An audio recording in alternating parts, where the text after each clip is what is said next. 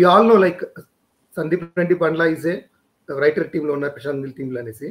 Out of the sudden ఈ జనక అయితే కనుక అంటే ఒక సలార్ చూసుకుంటే ఒక జనక అయితే కనుక చూసుకుంటే రెండు చాలా కాంట్రాస్ట్. సో ఎవరికైనా చూపిస్తే ఈ సలార్లో రైటర్ అయినా ఈ సినిమా తీసిందంటే నమ్మలేరు అనమాట. సో అంత కాంట్రాస్ట్ గా. So how it came sir actually? So Janaka Aithe కనుక ప్రాసెస్ లో నాకు సలార్ అవకాశం దొరికింది అనమాట.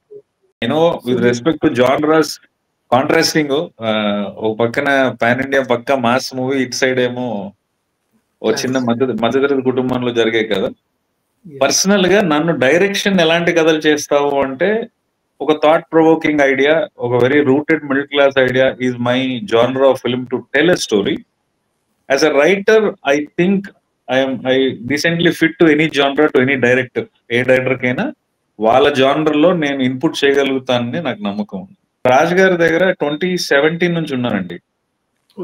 అక్కడ రాజ్ గారితో బాగా ట్రావెల్ ఉన్నప్పుడు నేను వేరే డైరెక్టర్ కి రైటర్ గా వెళ్ళాను అనమాట. సో ఆ ప్రాసెస్ లో నాకు హర్షిత్ గారు పరిచయం అవటం, ఆ ప్రాజెక్ట్ టేక్ ఆఫ్ అవ్వలేదు. ఒక 3 years ట్రావెల్ చేసిన తర్వాత కూడా ముందుకు వెళ్ళట్లేదు. So then I moved out of that project. నా ఐడియాస్ నేను రాజ్ గారితో షేర్ చేయడం జరిగింది.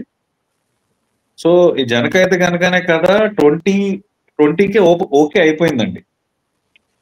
So I was just finding actors, narrations అవి జరుగుతున్నాయి. సో ప్రాపర్ గా టేక్ ఆఫ్ అయితే కాలేదు. Script was ready by 2020.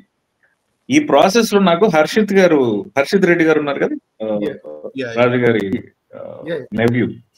So ఆయనకి ప్రశాంత్ నీల్ గారు బాగా ఫ్రెండ్ అనమాట, ఉగ్రం నుంచి. సో హర్షిత్ గారి ద్వారా నాకు ప్రశాంత్ గారితో పరిచయం ఏర్పడటం, KGF 2 షూటింగ్ జరుగుతున్నప్పుడు అలా నాకు 2-3 మీటింగ్స్ తర్వాత ప్రశాంత్ గారు అవకాశం ఇవ్వడం జరిగింది. సో జనక అయితే కనుక ప్రాసెస్ లో నాకు సలార్ అవకాశం దొరికింది అనమాట. సలార్ జరుగుతున్న ప్రాసెస్ లో నరేషన్స్ అయి చెప్పడం, మళ్ళీ బ్రేక్ పడటం, మళ్ళీ ముందుకెళ్ళడం. You know how it is actors, మనం నరేషన్ చెప్తూ ఉంటాం కదా. సో అట్లా it was a long journey, long 4-year journey. Ultimately with Janaka Aithe Ganaka 2024 లో అల్టిమేట్లీ అది ప్రాజెక్ట్ గా ముందుకు వచ్చింది. I know with respect to genres contrasting, ఒక పక్కన పాన్ ఇండియా పక్క మాస్ మూవీ, ఇటు సైడ్ ఏమో ఓ చిన్న మధ్యతరగతి కుటుంబంలో జరిగాయి కదా.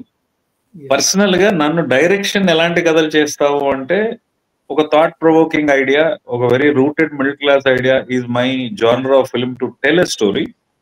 As a writer I think I decently fit to any genre, to any director.